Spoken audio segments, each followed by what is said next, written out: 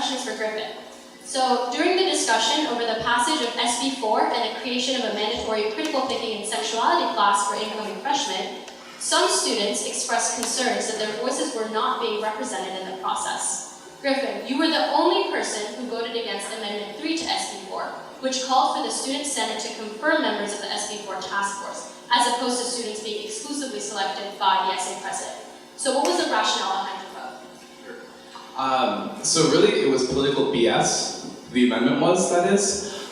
It is every reason why students are frustrated with the essay because it was political theatrics. It was an amendment that was written by a Rice graduate named Brian Barron, who graduated last year, and was submitted as a way to obfuscate the role and to basically just be a pain in the ass to the essay. So when people complain about the essay being inefficient and really doing nothing but politics, this is what they're talking about.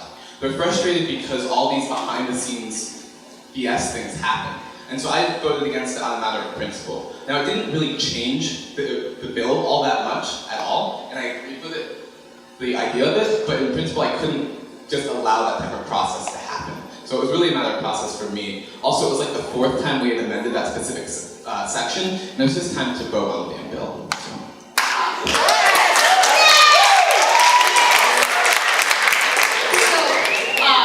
Just to clarify, so you decided that you would rather have the previously unamended, or not with that amendment, wherein the SA president would choose the candidates and students wouldn't have a say through the Senate whether these candidates were. Well, I don't think that question is fair because students did have a say. Senators were still asked to nominate students, and Jazz was not going to be selecting the students by herself just in a vacuum, like, ooh, who are the most progressive and like liberal students I can get onto this task force. She was going to do it in a way that was really representative to all students, and I had talked with her extensively about my concerns about the bill, and we had come to an understanding, and I trusted her in her judgment. And so I didn't think that it was really going to make all that much of a difference in the end. Thank you.